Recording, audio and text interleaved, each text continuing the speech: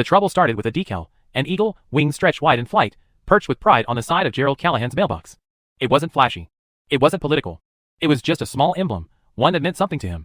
But for Karen Whitfield, it might as well have been a middle finger to her kingdom. Gerald had lived in that quiet suburban neighborhood for almost 15 years. He wasn't the type to cause trouble. He trimmed his hedges. He waved to neighbors. He paid his dues to the homeowners association without complaint. Retired, gray-haired, polite to a fault, he was the kind of man who blended into the backdrop. That is, until Karen became HOA president. Karen Whitfield wasn't elected so much as she seized the position. When the former president passed away suddenly, Karen nominated herself in a half-empty meeting room and got 3 yes votes, just enough to declare herself in charge. She brought with her a clipboard, a collection of printed guidelines most had never seen before, and a chip on her shoulder the size of a Buick. She started small. A warning here, a citation there.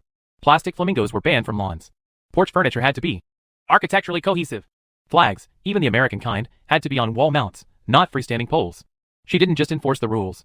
She created new ones on the fly, printed them out on cheap letterhead, and taped them to doors with the authority of a tyrant. Most neighbors just grumbled and complied, afraid of fines or friction. But Gerald didn't back down when the first warning letter arrived. It cited the eagle decal and a non-compliant flag display, which consisted of a medium-height aluminum flagpole standing at the far corner of his front yard, beside a rock garden he'd arranged himself. The American flag flew there every morning at sunrise, and was taken down at dusk. No advertisements. No political messages. Just the stars and stripes. Karen wanted it gone. Gerald's response was short and simple. He removed the eagle decal, not because he agreed, but to keep the peace. But he left the flagpole untouched. That pole had stood through hurricanes. It had been carried from house to house, one of the few constants in his life since retirement. That flag meant more to him than Karen could ever understand. 2 weeks later, he woke to find a new notice taped to his door. Second violation. Unauthorized structure. Flagpole must be removed within 72 hours or subject to enforcement action. This time, the letter was signed not only by Karen, but by someone calling themselves Chief Officer of Community Compliance. Gerald didn't recognize the name. He went about his day, as usual, black coffee, crossword on the porch, slow walk down to the mailbox. When he returned, a car was idling in front of his driveway. 4 individuals stepped out wearing black polos, each bearing a cheap patch that read Neighborhood Enforcement Unit. One of them carried a clipboard. Another had a holster, though it looked more like a costume prop than real authority. They stood there, squared up, like they expected him to run. Mr. Callahan, you failed to comply with removal orders, the one with the holster announced. This is your final warning. Gerald stood silently. He wasn't a tall man, nor particularly imposing. But in that moment, something about his stillness unsettled him. He didn't reach for his phone. He didn't raise his voice. He simply stepped off the porch and walked up to them, slowly, carefully, like a man approaching a live mine. You're not police, he said flatly. The man with the holster cleared his throat. We're authorized by the HOA. Then you're trespassing, Gerald replied. This is my land. That flag stays. The one with the clipboard stepped back first. Then the others followed. Without another word, they returned to their car and drove off. Later that evening, the flag went up again, and half-staff, out of respect for a fellow veteran who had passed the week before, Karen came by just after sunset, alone this time. She didn't knock. She stood on the edge of the lawn and shouted, You're going to regret this, Gerald. He didn't respond. He watched from behind the curtain, waited for her to leave, then returned to his chair, sipping tea from a chipped navy mug. He'd seen this kind of posturing before, in jungles, in deserts, in corridors of silence where fear and power danced a deadly waltz. Karen had no idea who she was dealing with. What Karen didn't know, what none of the neighbors knew, was that Gerald wasn't just some old man. He had been a covert operative, intelligence, embedded deep in regions and operations still sealed in classified files. He wasn't allowed to tell stories about what he'd seen. He hadn't even told his children. But somewhere in Washington, someone had a file with his name stamped in red ink, and they knew what he was capable of. He didn't want to pull those strings. He'd left that life behind. But Karen's campaign didn't stop. In the days that followed, Gerald began noticing strange vehicles driving slowly past his house. He received bogus code violations for having his porch light on too late. An anonymous complaint was filed about unpermitted military memorabilia. She even called animal control on his service dog, a black German shepherd named Valor, who had saved his life more than once overseas. Valor was old now, mostly calm, but his ears still twitched at the sound of trouble. And lately, Trouble had a way of parking just down the block and watching through tinted windows. One night, after Valor growled at something outside, Gerald went into the attic. From beneath a locked floorboard, he retrieved a small metal case. Inside were the last artifacts of a former life. A sidearm with registration papers, encrypted radios, a leather folder with a pentagon-shaped seal, and a contact list etched in code. He placed the radio on the kitchen table, but didn't turn it on. Not yet. The next morning, his mailbox was smashed. The flagpole had a rope cut clean through. And this time, Karen had left a note tucked under a brick on his porch. Final notice. This is your last chance. Gerald made a call. It wasn't dramatic. There was no cinematic music. No urgent voices on the other end. Just a calm reply from someone who knew his voice and didn't need to ask questions. By that evening, the slow-moving cars were gone. But that wasn't the end. Karen was too far gone for subtlety now. 3 days later, a legal notice arrived claiming Gerald owed $4,300 in unpaid HOA fines, and that his property was now in foreclosure unless immediate payment was made. The document was full of legal jargon, but Gerald recognized the tactic. It was a pressure play. Fake numbers, manufactured debt, pushing people until they caved or left. And it wasn't just him. He began speaking to other neighbors. Some had been fined for unauthorized mailboxes, others for backyard swings or planter boxes. A single mother down the block had received 5 citations in 1 week. An elderly widow had her water shut off over a $76 landscaping violation. Karen had turned the HOA into her personal racket, but most were too afraid to fight back. Gerald started documenting everything: photos, timestamps, copies of letters, recordings. He installed security cameras. He spoke softly and rarely raised his voice, but his presence began to shift the atmosphere of the neighborhood. People began stopping to talk, to ask questions. Whispers started to grow into conversations. That's when he brought out the documents. There, on his kitchen table, he laid out everything he had gathered: fake notices, forged signatures, bank statements showing HOA fees being funneled to a shell company with Karen listed as the treasurer. It was bigger than anyone realized. Gerald didn't want war. He wanted peace. But peace, he knew, sometimes required standing up, even if it meant doing so alone. So he took the next step. He contacted someone he hadn't spoken to in over a decade, a man who once saved his life and now worked quietly at the office of the Inspector General. Within 48 hours, that contact called back. "This might be bigger than you think," the voice said. "I know," Gerald replied, "but I'm ready." The change began slowly, almost invisibly. Nothing dramatic. Just a white sedan parked on a different street. A quiet man in a blue windbreaker walking his dog around the block twice a day. The kind of shifts most wouldn't notice unless they were trained to see the invisible threads of surveillance. Gerald saw them. And he knew that meant the gears had started to turn. The contact from the Inspector General's office had looped in others. Real agents, not the knockoff mall cops Karen had paraded around in black polos and clipboards. They weren't interested in a neighborhood spat. They were interested in the paper trail. And Gerald had built one with military precision. He knew how to follow money, how to uncover fraud without alerting the target, and how to turn seemingly trivial documents into weapons. For weeks, Gerald quietly fed them information. Financial records showing Karen collecting enforcement fees in cash. Property records proving that lien threats had been issued without court approval. Surveillance footage of Karen entering neighbors' yards without permission, sometimes in the middle of the night, documenting violations she had clearly staged. Neighbors were wary at first, unsure whether to trust the quiet old man they'd never really known. But trust built quickly when he showed them the hard evidence. He never asked them to fight. He just asked them to watch, listen, and report what they saw.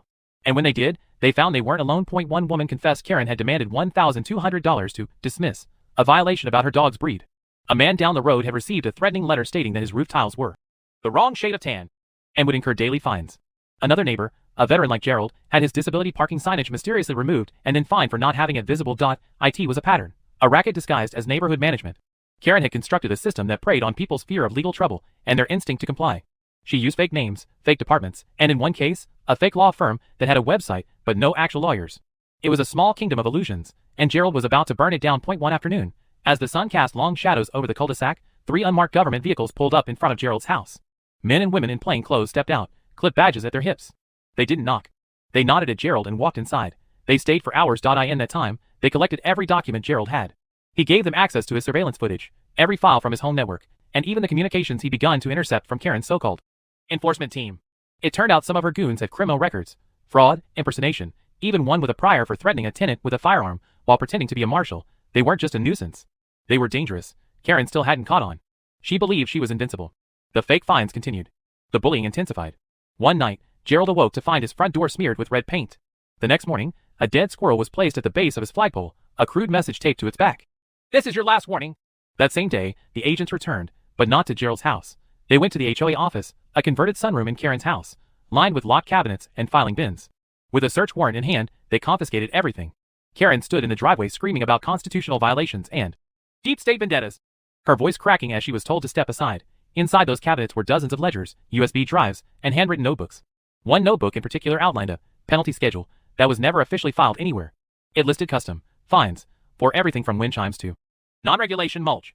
Many fines were inflated arbitrarily and followed by notes like, "Send letter as HOA legal department use template for," and "Consider foreclosure if payment not received by Friday."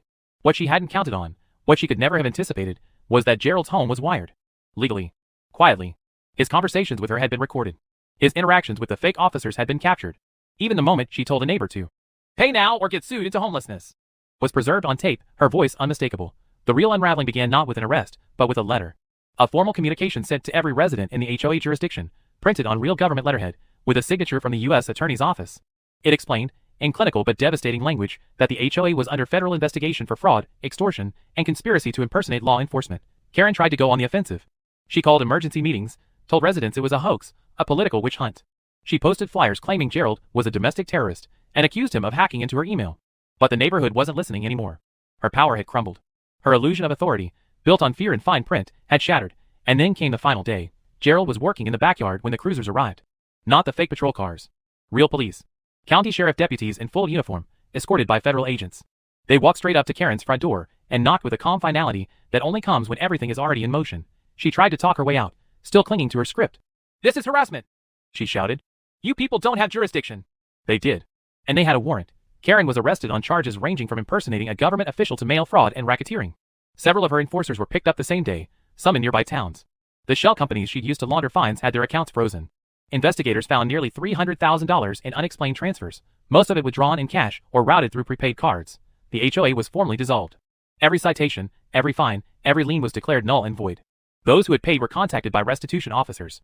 Investigations continued into whether Karen had partners at the county records office or in real estate, people who had helped push families out so homes could be resold at profit. Gerald didn't attend the press conference. He stayed home that day, watched it from his living room with Valor curled at his feet. The flag outside swayed gently in the breeze, freshly re-roped and cleaned. He hadn't spoken much to the agents after the arrests. There was no need. His job was done, but his neighbors came. Not in uniform. Not as protesters. Just people. Families. Veterans. Mothers with kids. The widow who'd lost her water service brought cookies. The single mom brought her son to pet Valor. A man Gerald barely knew dropped off a thank you card with no return address. Just the words, "You saved this place." In the days that followed, a quiet peace settled over the neighborhood. No more random patrols. No more threatening letters. The grass grew a little taller. Wind chimes rang freely again. The flagpole stood untouched, lit at night by a soft LED Gerald had installed after the storm. He never asked for credit. He never wanted a fight. But he knew that silence in the face of creeping tyranny was the most dangerous thing of all. And now, as he sat in his worn wooden chair, watching the sun sink behind the rooftops, he knew something else too. This neighborhood had learned something. About power. About fear. About standing your ground when everything pressures you to fold. There was no parade, no banner strung across the street, no televised tribute. But that was never what Gerald wanted.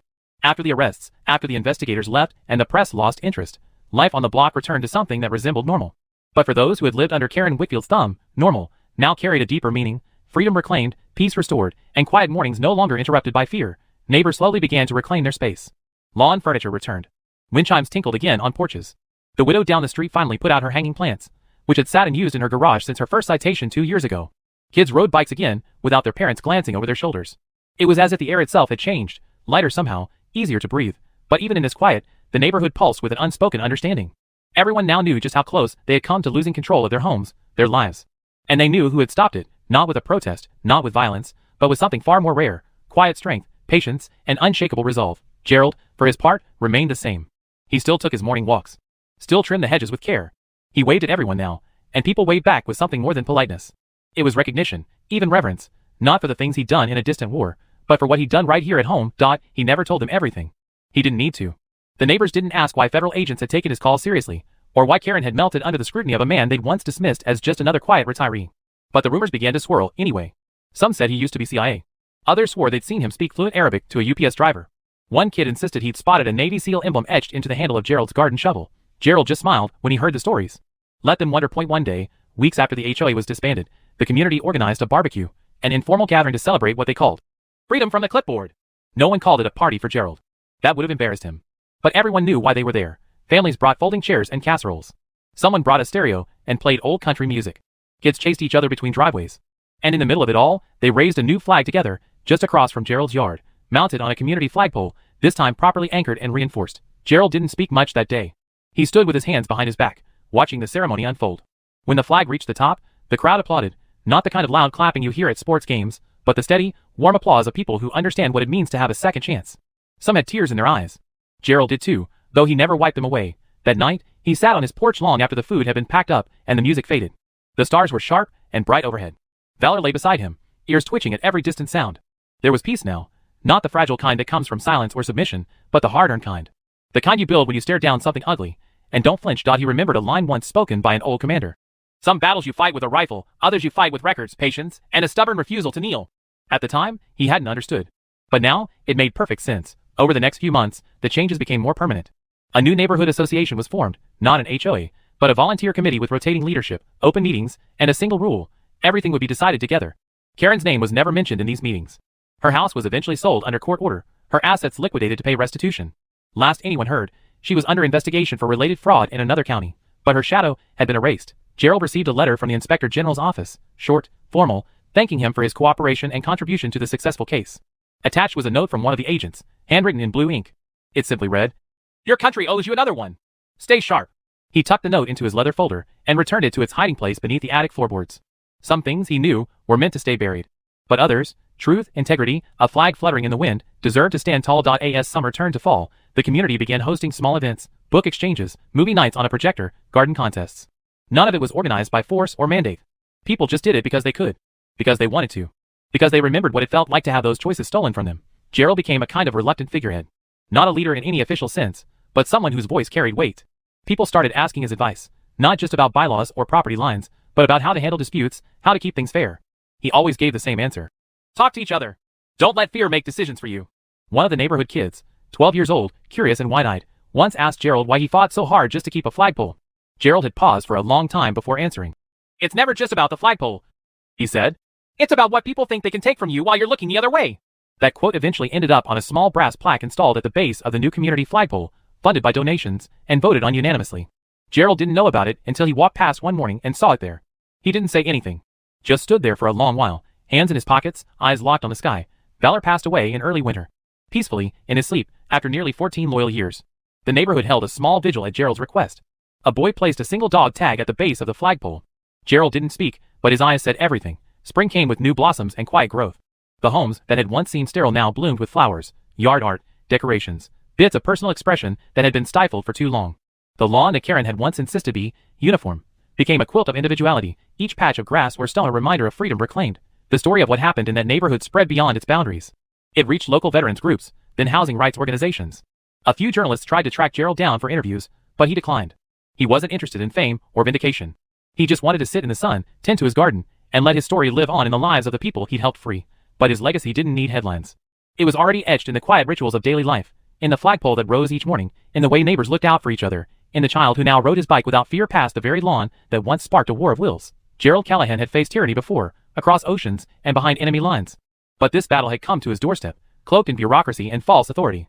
And in meeting it head-on, not with anger, but with patience, courage, and an unwavering sense of right, he had become something rare. A true citizen soldier in the quietest war of all, the war for home. And in that war, he had not just won, he had taught a generation how to stand, how to watch the line between order and oppression, and how to never mistake silence for peace. The flag still flies, and so does his memory.